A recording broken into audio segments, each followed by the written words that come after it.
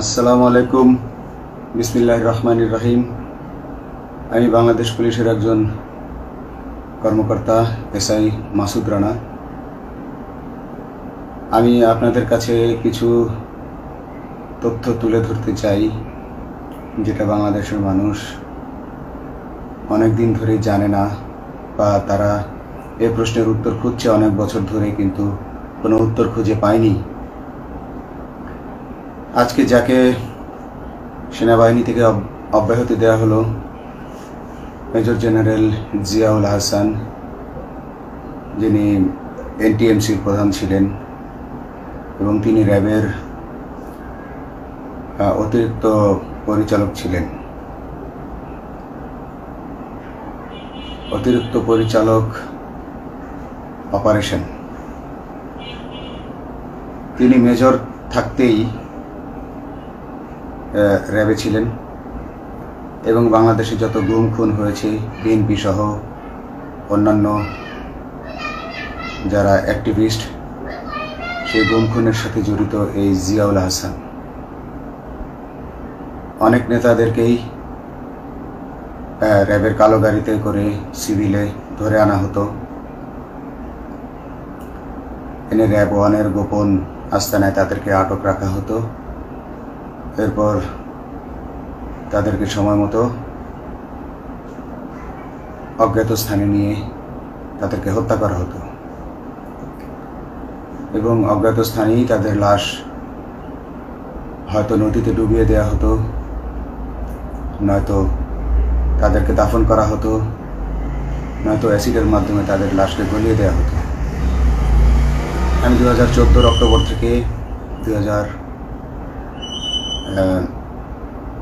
December পর্যন্ত RAB সদর দপ্তরে কর্মরত ছিলাম। তখন র্যাবের ডিজি ছিলেন বেনজির, যিনি আজকে দেশের হাজার হাজার কোটি টাকা চুরি করে, পুলিশের হাজার হাজার কোটি টাকা চুরি করে পালিয়ে গেছেন বিদেশে। তো আমি দেখেছি অনেক মানুষকে কিভাবে অন্যায়ভাবে গ্রেফতার করে নিয়ে গুম করে রাখা হতো। আমি রিসেপশনে ডিউটি করতাম। গুম হয়ে যাওয়া মানুষের স্বজনেরা আমার কাছে আসতো, কিন্তু আমাদেরকে কঠোর নজরদারিতে রাখা হতো। সিসি ক্যামেরার আওতায় ছিলাম, তাদের সাথে আমরা ওভাবে কথা বলতে পারতাম না। তাদেরকে কোনো তথ্য দেওয়া নিষেধ ছিল আমাদের জন্য। কিন্তু তাদের স্বজনরা আসলে এসে যখন এখানে কান্না করতো, আমি নিজেকে ধরে রাখতে পারিনি।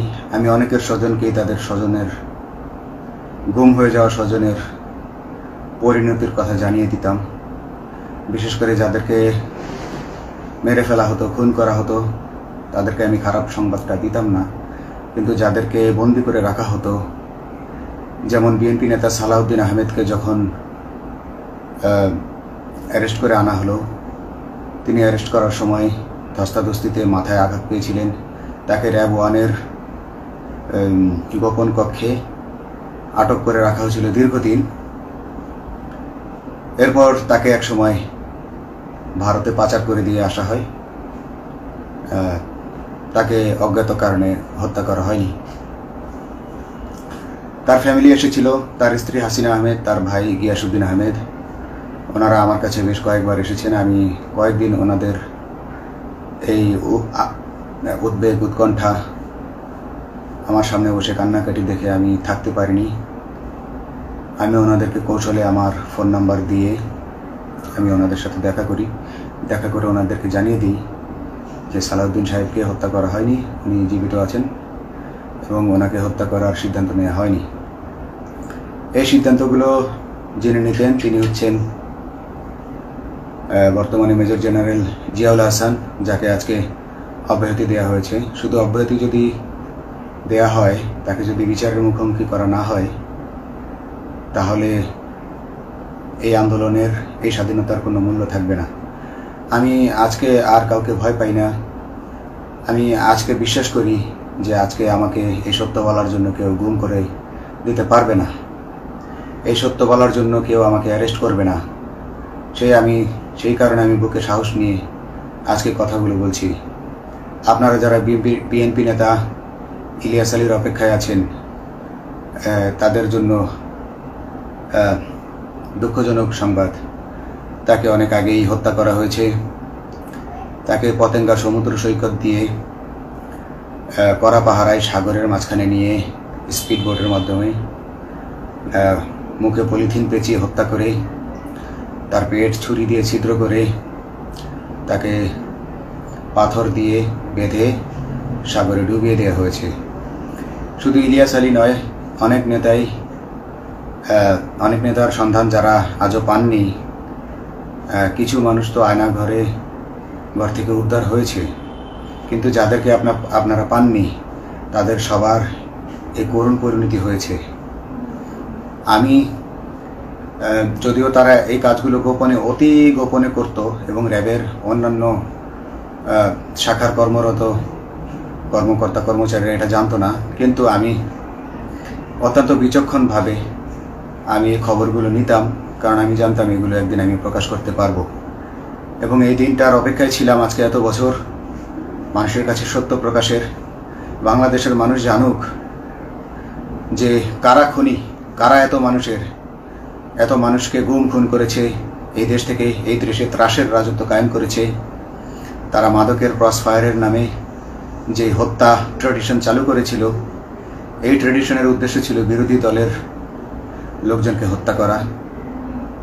কারণ পুলিশ এবং সেনাবাহিনীর অনেকেই মানুষ হত্যা করতে ভয় পেত, তারা এটাতে অভ্যস্ত ছিল না।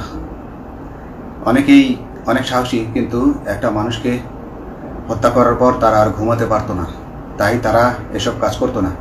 কিন্তু খুনে হাসিনা কিছু মানুষকে এভাবে হত্যা করতে করতে পুরস্কৃত করার মাধ্যমে হত্যা করতে অভ্যস্ত করে ফেলে। তারাই এই গ্রেফতারকৃত এই গুমকৃত মানুষদেরকে গুলি করে হত্যা করত। এবং তারা এতটাই নিষ্ঠুর যে তারা এক একজন কয়েক শত করে হত্যা করেছে। এবং এই মানুষগুলোর সংখ্যা বেশি নয়,